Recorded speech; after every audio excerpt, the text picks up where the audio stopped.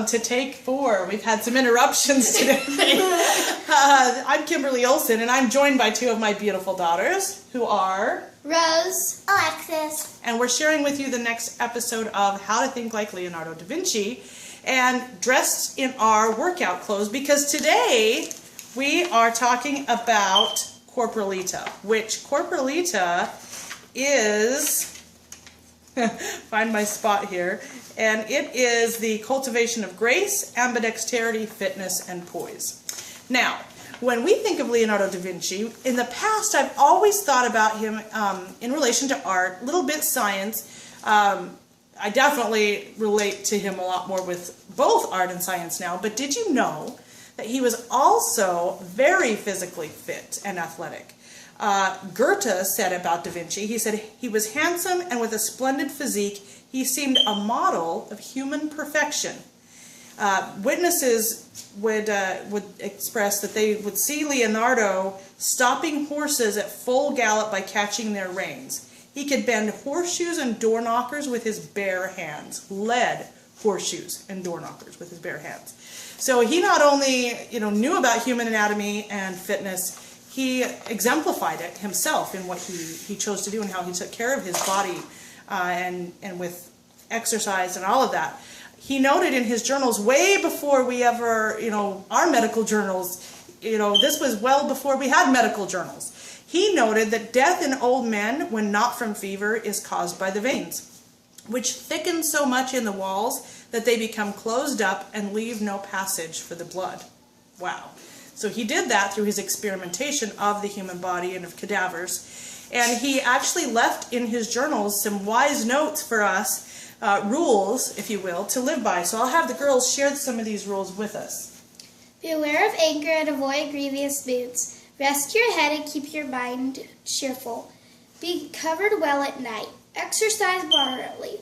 Shun wantonness and pay attention to diet. Eat only what you want and sup light. So only light suppers, right?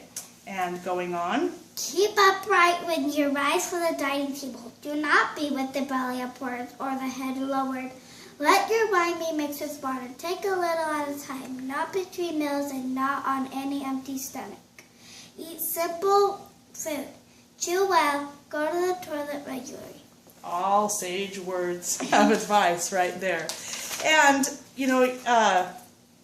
he also noted physicians of his day, and I kind of concur even in our day. I agree with this statement.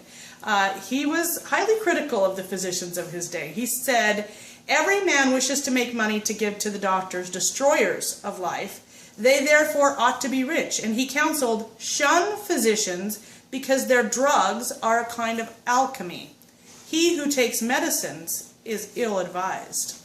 So he was kind of more the natural, holistic approach, which is, something we try to do in our household. But another thing that they have you counseled to do in the book here is making sure that you have a fitness program, making sure that you're aware of your nutrition. And we do that here in our home.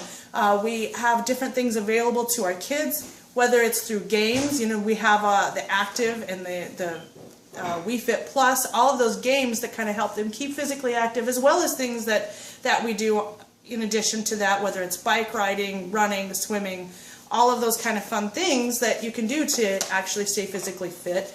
And, we have other things available to us in workout programs and that kind of thing. And, the Da Vinci diet was pretty simple. It was just seeking fresh food, avoiding overeating, getting enough water, varying your diet, those kind of things. But another thing that Leonardo da Vinci did was, that we mentioned a little bit earlier, was studying the human body and understanding how it worked. So let me just ask you, Alexis, what have we been studying in science? Well, we've been studying about the heart and about the right ventricle and the left ventricle and the right Atrium. Atrium and the left atrium. So those are the 4 chambers of the heart, right? And we're learning how the blood flows through the heart. Yeah. And the valves, and how all that works. And how it makes lub-dub. The lub-dub sound, that's right, of the heartbeat, and what makes our heartbeat sound the way it does, right? Mm-hmm. So, we do that. We're going through science and learning about the human anatomy and the human body and how things work.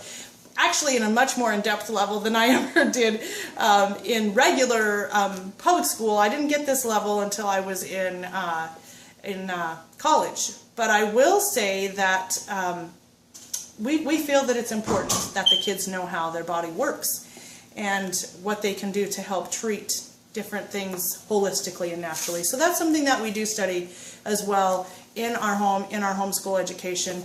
And so join us tomorrow. We're going to be actually sharing with you some exercises that we did with the kids to help them get in touch with their spine, studying the different Alexander techniques for your voice and voice training, getting in touch with your resting state.